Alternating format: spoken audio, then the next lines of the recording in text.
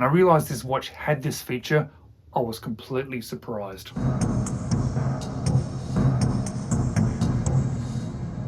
Hello, you're watching James. My name is James, you're watching me, and I am talking about watches. And when this new watch from Merkur arrived on my doorstep, I liked the look of it. I thought that's a nice looking watch.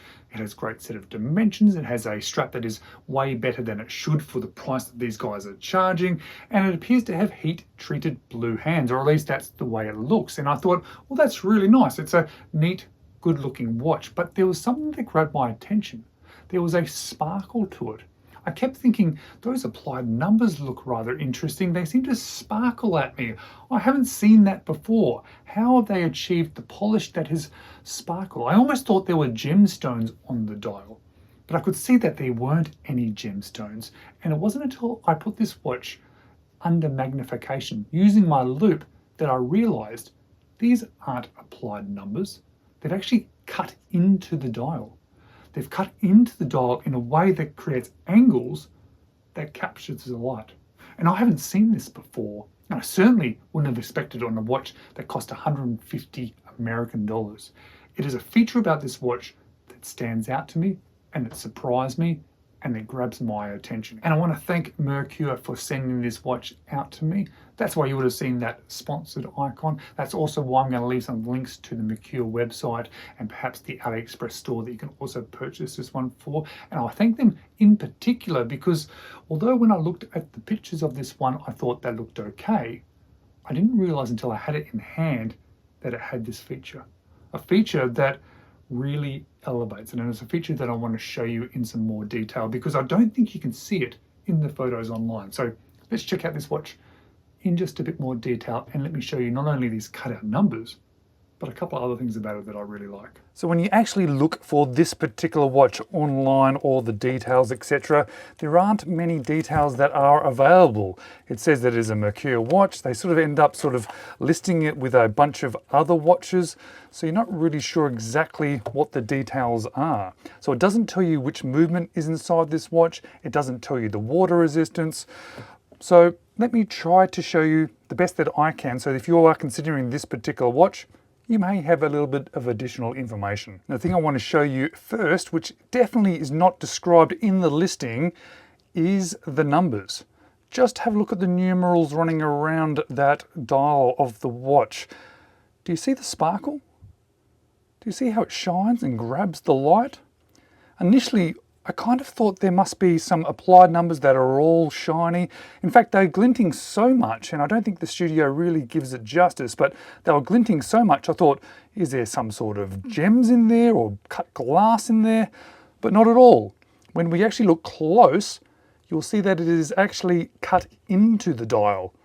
And when you look really close with a macro lens or with a loupe, you'll see that cutaway is actually done really well. And it is done in a way that just grabs the light. It sucks the light in and reflects to you because there's all these different angles cut into that dial to give you those numbers. Now, this is not the only watch that is available out there if you look online with this sort of style of numbers, but for an Aliexpress style watch, for a Chinese style watch, for an affordable watch, I don't think I've seen this before, and I really like it. It gives a real interest factor to it. It grabs your attention. It obviously sparkles when the light hits it correctly. And it was completely unexpected. And you just could not tell, or at least I couldn't tell, that that's what it had when I looked at the photos of this one online. The hands are also blue. Let me try and catch it in the right light because they're very, very dark blue, just like that. So dark, in fact, that they look like they're heat-treated blue. Now, I can't confirm or deny whether they are actually heat treated. It doesn't say anywhere on any of the listings what those hands are actually colored with. However, I've compared it against other watches in my collection that I know are painted blue and other watches in my collection that I know are heat treated blue, and these look heat treated blue. So even if they're not heat treated blue, they certainly appear that way. So whether they are or they aren't, I don't actually think matters too much because it certainly gives you that effect of heat-treated blue. But I think there is the possibility that they are because it really does appear that way. Most of the time when you're looking at the watch, they do appear black. But yeah, you hit it at the right angle And that blue just shines. That's really cool. Sparkling numbers and blue hands. The dial itself is a sort of, I'm going to say silver. It appears silver to me, but there is almost like a pearl sort of shine to the watch dial. And it really then works in really well. Everything else on the dial of the watch is in black and just printed on. That railway track around the outside tells you that there's 17 jewels down there, and the Merkur logo in a nice cursive script, which suits this style of watch. And something that I've come to expect from Merkur watches is their dimensions, because this one has a 38mm case diameter, 12.4mm thick, a nice compact 45.6mm lug to lug, and a nice standard 20mm lug width. Whilst we have the calipers out, I do want to show you that there is some taper on this strap down to 15mm, which really does make a difference when wearing this one. Now, I'm not sure if you can see when you look at the dial of this watch, but there doesn't seem to be a lot of sort of reflection from that crystal. And that's because it's actually a really nice double-domed sapphire crystal. And I can confirm that it is sapphire using the Diamond Select. I do find with the Merkur watches that their crystals do tend to be quite different depending on the watch. You might see that they're somewhat similar with cases or sizes, but some are mineral crystals, some are single dome crystals. This one's probably the best one that I've seen. You can see it has a lovely dome to it. You can see there's no distortion whatsoever because it is double domed. And as I just showed you, it is definitely sapphire as well, which is very nice for this particular watch. Now, it's probably fairly obvious, but there's no lume on this one, so no lume shot today. It has one of their polished step down solid bezels, which I like. I've seen this on one of their other watches before, and I rather like it because, again, a little bit of light play because of that step down towards the case, and because it is polished, it then sort of grabs the light as well. And that goes down to a polished tops of the lugs too, so it blends in nicely. But then thankfully they've got some brushing on the sides, which I think helps break it up. It's nice to have the differences between the polish and the brushed. Also drilled end links there, so it's nice and easy to swap the strap out, although it does have quick release spring bars anyway, so it would have been easy. It has the standard Merkur case back. I think this is one of their sort of newer versions of their case back. I don't think the previous ones had that sort of sun sort of rays in the background, but I quite like it. I'm not sure how it really sort of links to the watch, but it's Merkur. They use their lion logo, and I guess it at least ties all their watches together. And the same thing can be said about the signed crown, which has their Merkur M, which I just keep thinking looks like an envelope, but that's just me. It is not screw down, so it's manual wind movement, no ghost position, no hacking, and I don't know what the movement is.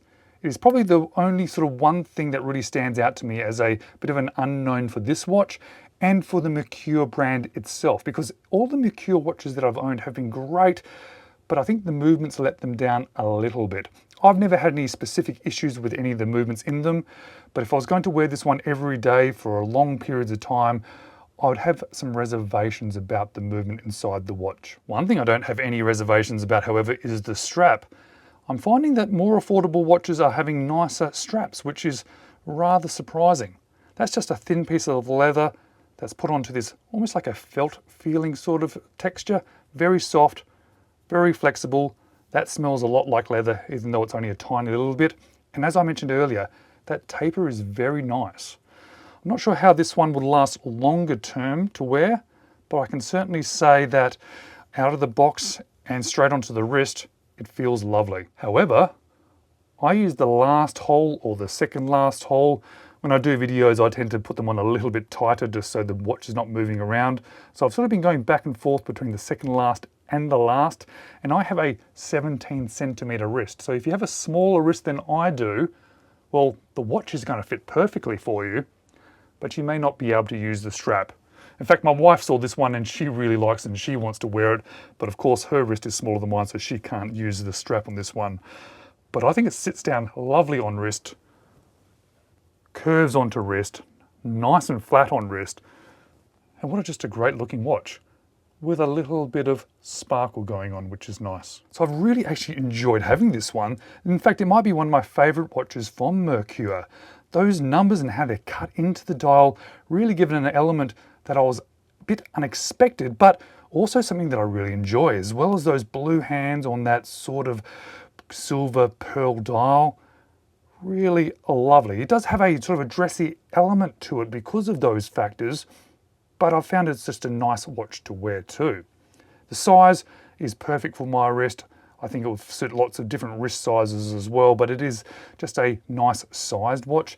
And the strap is a significant surprise to me as well, just how comfortable it is, how nice it is, and how well made it is.